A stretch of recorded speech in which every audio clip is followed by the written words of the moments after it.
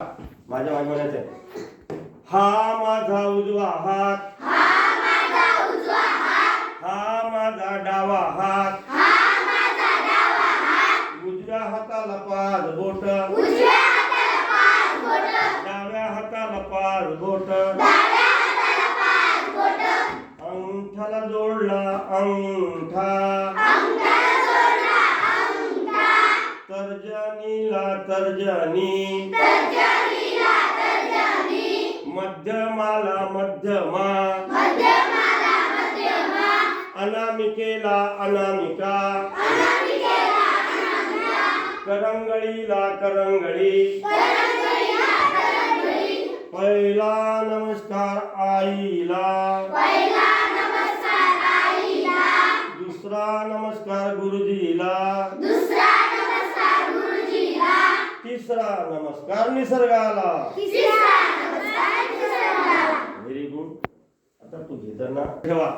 कोणी जर विचारले तर तुम्हाला हे 5 बोटाची का आपल्या शरीराची बोट आहे, अवयव आपल्याला माहिती नाही, याची माहिती आपण घेतली पाहिजे.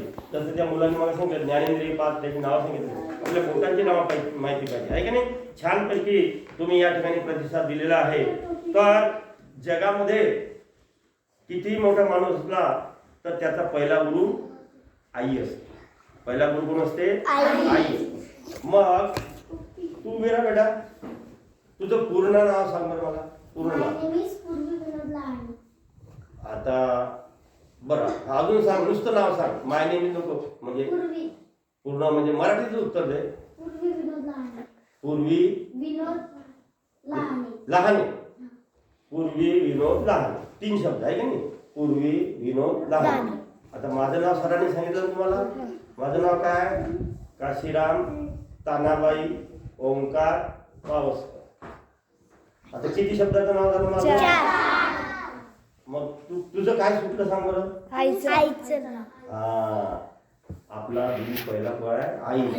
तर आपण आपलं नाव सांगताना कोणी आलं इथं साहेब आले तपासणारे शाळेमध्ये, तर तुमचं नाव विचारलं की आपलं नाव, आईचं नाव, वडिलाचं नाव आणि मग आडनाव, या पद्धतीने नाव सांगायचं. आलं लक्षात आता? तू सांग बरं तुझं पूर्ण नाव आता. Darshan Ashwini Bharat Jadhav. Very good. Clap गो.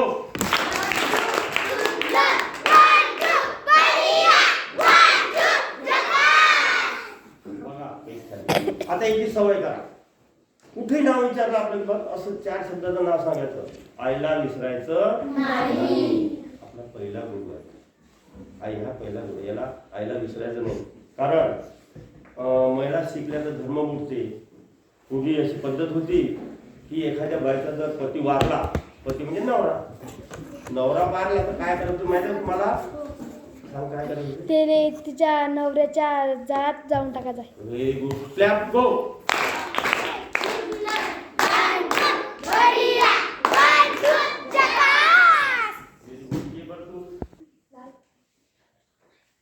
झालं? हा ओके झालं.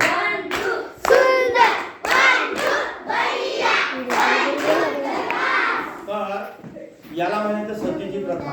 याला काय म्हणायचे? म्हणजे नवरा मेल्यानंतर त्या बाईला नवे कपडे घालून आंघोळ घालून जबरदस्तीनं त्या चितेवरती ठेवायचे आणि जाळून टाकायचे. आता तुमच्या हाताला आहे बेटा लक्ष दे, तुमच्या हाताला थोडा चटका लागला तर कसं वाटतं? त्या काळात ही प्रथा होती, किती भयानक होती. पण ह्या सर्व प्रथा राजाराम मोहन नायक यांनी त्या बंद केल्या. इंग्रज लोकांनी बंद केलेल्या इंग्रजांच्या काळामध्ये. म्हणून इंग्रजांनी बऱ्याचशा चांगल्या प्रथा आपल्या समाजात निर्माण केलेल्या आहेत, सुरू केलेल्या आहेत. आपलं देशाचा कारभार कशावर चालतोय कोण सांगेल? Very good. क्लॅप गो.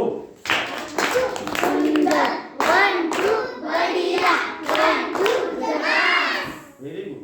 पहा तुम्ही हुशार मुलात घडव, पण तुम्हाला डायरेक्शन चांगलं मिळालं तुम्ही फार मोठ्या पदावर जाता. कारण की संविधान हे कधी सुरू झालं आपल्या देशात? व्हेरी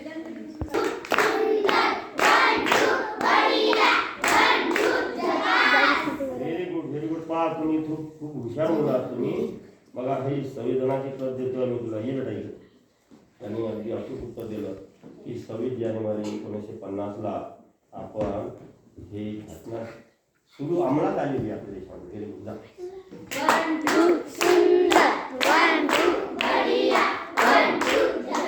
तेव्हापासून ह्या ज्या काही रूढी परंपरा ह्या आपल्या बाजूला गेलेल्या आहेत आणि या लोकशाहीचे 4 स्तंभ आहेत, शासन, प्रशासन, न्यायव्यवस्था आणि मीडिया. तर या स्तंभावरती ही संविधानाची जी इमारत आहे ती उभी आहे आणि म्हणून त्यानुसार प्रत्येकाला आपले हक्क मिळालेले आहेत. स्वातंत्र्य, समता, न्याय आणि बंधुता. आता सर्वांना कोणत्याही प्रकारची जाती व्यवस्था नाही हे पण आपण पाळतो. तसं संविधानामध्ये जाती व्यवस्था नाही, कोणते कर्मकांड नाही, परंतु आपण करतो कारण आपल्यावर तो संस्कार झालेला आहे. पण ते आपण विसरायचं आहे. मित्रांनो, खूप चांगल्या प्रकारे तुम्ही उत्तर देत आहात. तर पुढचा भाग जो आहे आनंददायी गीतं आपण थोडं बाहेर जाऊन घेऊया. बोला.